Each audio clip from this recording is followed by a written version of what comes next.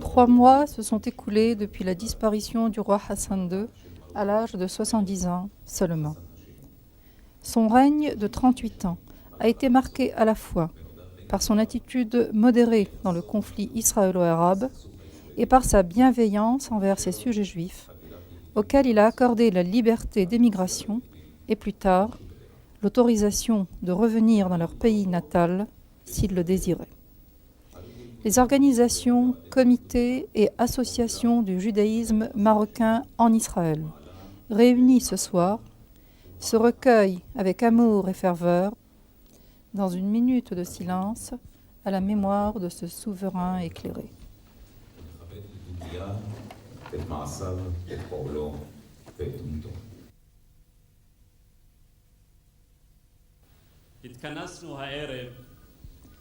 Nous sommes réunis ce soir, les représentants du judaïsme marocain en Israël, pour évoquer la personnalité attachante et l'œuvre du roi Hassan II, que sa mémoire soit bénie. Le roi Hassan II jouissait non seulement de l'estime de ses sujets, mais également de l'estime universelle pour la sagesse de sa politique et son humanisme.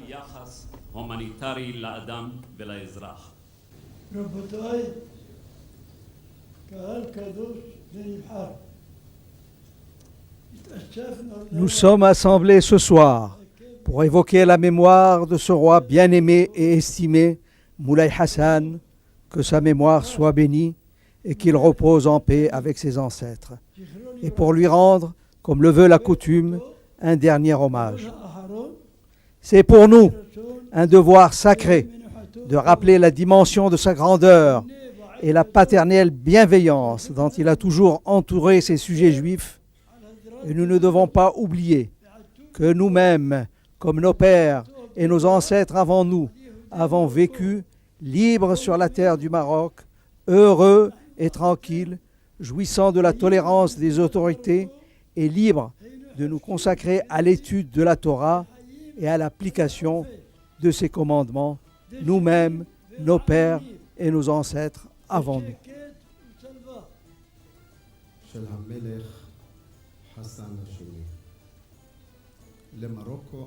Tu es, toi, Hassan II, le Maroc tout entier à mes yeux. En toi sont réunis ce qui fait sa grandeur et son originalité. Tu en avais à la fois la délicatesse et la force, la noblesse et la beauté, la pureté et la foi, et comme dans le Maroc, se sont unis en toi la mer et le désert. La mer avec sa nostalgie du lointain, du beau et du nouveau, et comme elle, tu as su tendre la main à tous, aux proches, comme aux lointains. Du désert, tu avais les qualités de tolérance, d'accueil et de sûreté de soi. À mes yeux, tu étais comme le palmier dattier qui prend peu et donne en abondance le fruit de la vie, un fruit plus doux que le plus doux. Avec charme et grâce, tu as su tirer les fils d'or du passé pour en tresser et broder le brillant de l'avenir, dans ta vision qui allait plus loin que le plus loin, et tu as su croire en l'amour, l'amour qui est le vrai secret de la vie. À tes sujets juifs, en tout lieu et jusqu'ici, tu as su communiquer ton affection. Et lorsque, tel un père pour tes enfants, tu t'es présenté devant eux, ils t'ont cru, sachant que tu parlais vrai. Et cette affection, ils te l'ont rendue au centuple. Tu as su parler de paix, sachant bien que la paix a son prix. Oh, combien vont nous manquer ta sagesse et ta détermination, et combien ton courage à toute épreuve. Pour nous, tu resteras à jamais ce palmier dattier qui grimpe au ciel, droit et fier et confiant, et à jamais ta mémoire sera entourée de notre nostalgie, combien profonde, comme la mer. ויחסר מכל האומץ האמיתי שלך.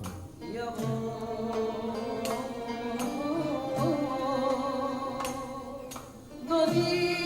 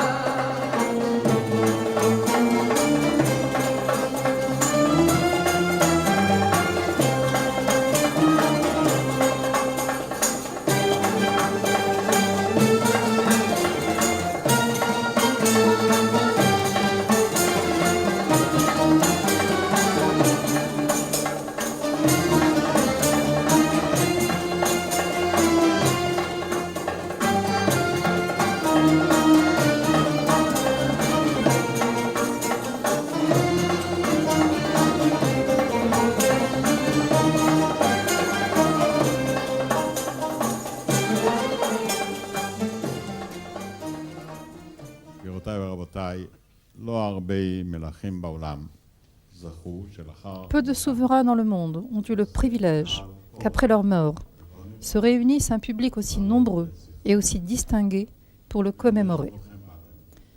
Je sais que vous êtes tous là ce soir, non pas par obligation, mais poussés par le sentiment profond qu'un être cher nous a quittés, qui a apporté sa pierre à l'œuvre de paix au Moyen-Orient. Je suis profondément touchée par ce rassemblement et je sais aussi que des centaines d'invités sont restés dehors, faute de place dans la salle.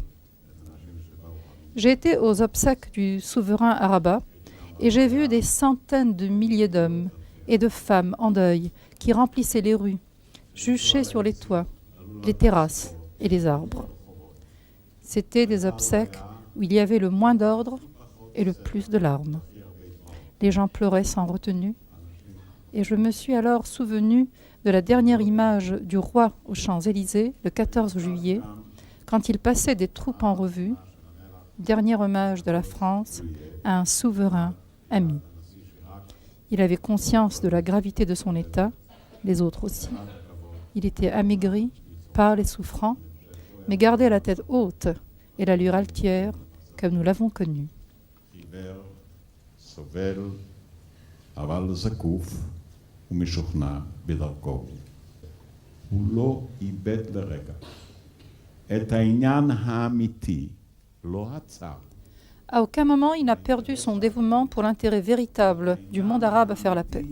Il avait accepté d'être le support sur lequel devait se tenir Anwar Sadat et de permettre ainsi à Moshe Dayan et à Touhami de mener leurs négociations secrètes sur sa terre. Et à nous, Israéliens, il n'a jamais laissé de repos pour essayer de nous convaincre de parler avec Arafat et que l'heure était venue d'ouvrir le dialogue avec le chef de l'OLP. Je sais également qu'il a toujours encouragé Arafat à abandonner la voie de la terreur pour parler enfin avec nous. Il a fait entendre sa voix, qui était bien isolée dans un monde arabe, hostile dans son unanimité, une voix qui appelle à la paix. Il fallait pour cela beaucoup de courage, mais également un sens aigu de l'histoire. C'est pour moi un agréable devoir de commencer par rendre hommage aux autorités marocaines pour la bienveillance dont elles ont toujours entouré les sujets juifs de leur pays. Dès son accession au trône, le roi Hassan II avait levé toutes les entraves à la liberté d'immigration. Un hommage particulier doit être lui rendu pour sa contribution humanitaire au transfert des ossements des naufragés du Pis-16.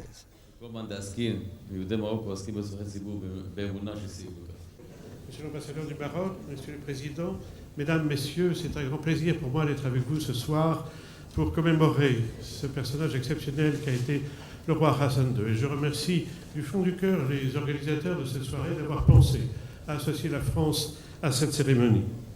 Je voudrais que ma présence, beaucoup plus que mes modestes paroles, témoigne du respect que la France n'a cessé de porter à ce grand monarque et de la tristesse qui a été ressentie par tout le peuple français.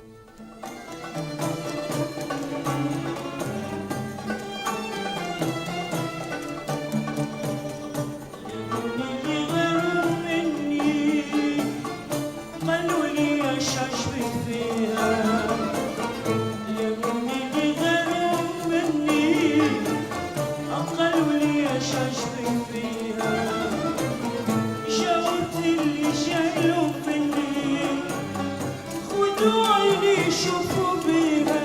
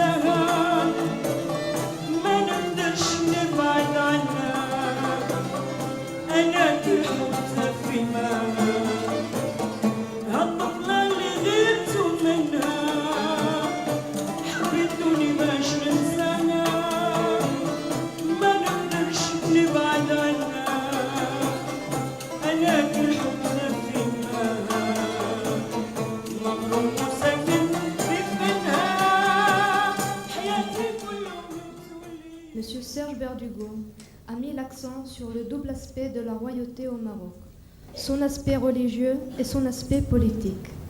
C'est ce double aspect qui a fait l'originalité du règne de feu le roi Hassan II. C'est aussi ce double aspect qui est à l'origine des relations très particulières entre la maison royale alaouite et les communautés juives du royaume.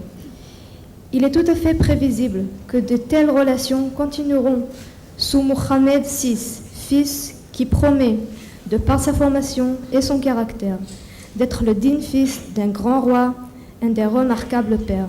הערב יורד על פני המים, מבט כחול עוטף אותה רחוק, ושוב השמש נושק לשמיים, ושוב פורצת לה בצחוק.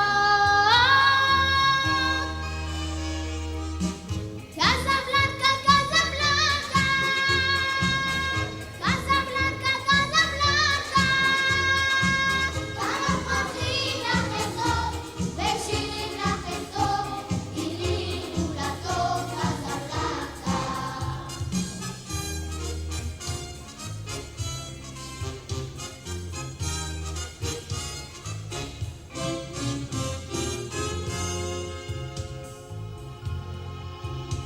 צריחי המגדלים זקופי קומה, ודקישן זורק עשן למעלה, אני שואב לי את שירה של אמא, על ילדות בסמטאות המלח.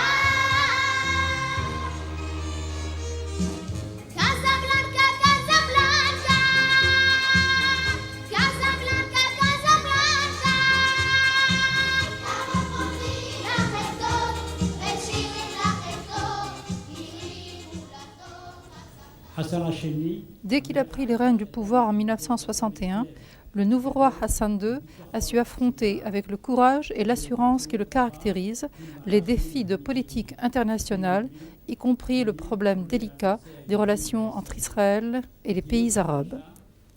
Sur le plan de politique intérieure, il a discrètement permis l'émigration de quelques 100 000 juifs.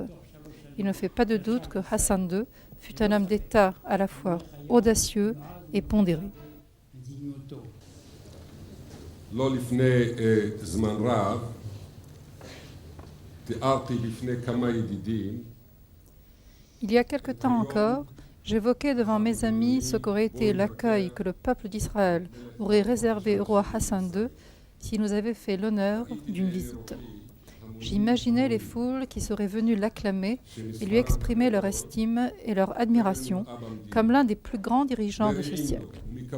Malheureusement, malgré les multiples invitations, cela n'a pas eu lieu et c'est bien dommage. Cela aurait été sans doute un événement d'une portée unique pour le peuple marocain et pour nous. אך זה לא קרה.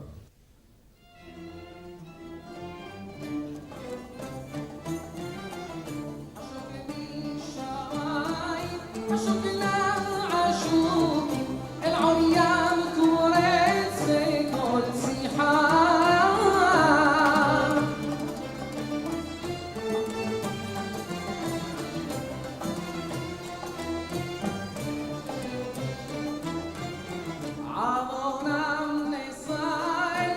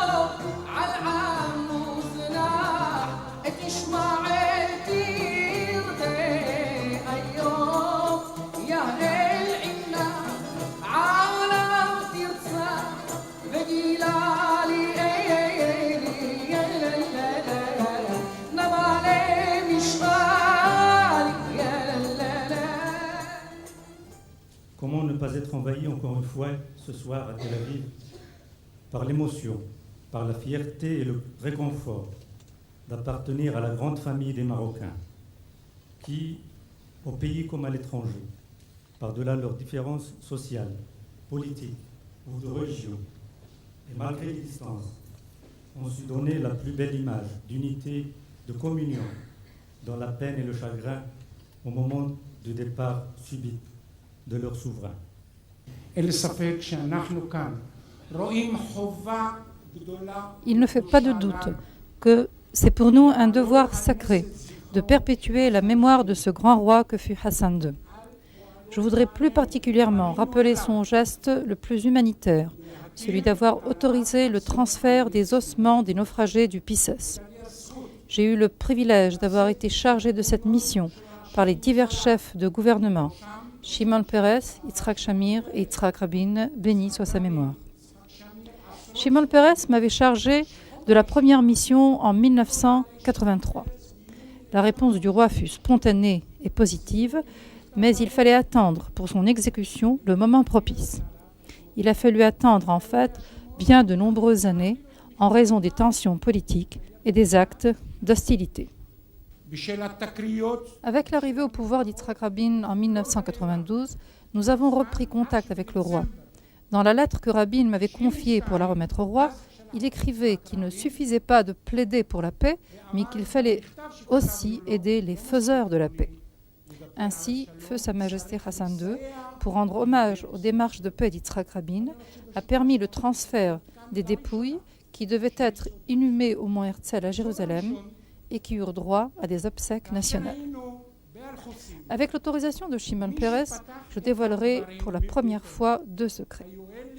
Le premier, que ce furent des soldats et des officiers de l'armée royale qui déterrèrent les corps et qu'à chaque fois qu'ils déterraient un corps, ils s'arrêtaient pour saluer. Quant au deuxième secret, c'est à bord d'un avion mis à notre disposition par le roi que nous avons procédé au transfert direct d'Al-Hoceima à Lod des 22 corps des naufragés déterrés. En 1986, après les incidents qui ont suivi l'inauguration à Ashkelon d'une place au nom de Mohammed V, je suis retournée sur la consigne de Shimon Peres, porteur d'un parchemin ayant trait à la protection des Juifs du Maroc par le roi Mohammed V durant la sombre période de Vichy. En remettant à Hassan II dans son palais à Casablanca le document signé par 71 personnalités juives comme le nombre des membres du Sanhedrin, j'ai ajouté que ce document mettait fin à la controverse sur la protection étendue de Mohammed V sur les Juifs de son pays contre l'application des lois raciales de Vichy. J'ai rendu hommage au rôle de son illustre père durant la Seconde Guerre mondiale et qui lui a valu le titre rarement décerné de Juste des Nations. Et je peux affirmer avoir vu une larme d'émotion trembler au bord de ses paupières.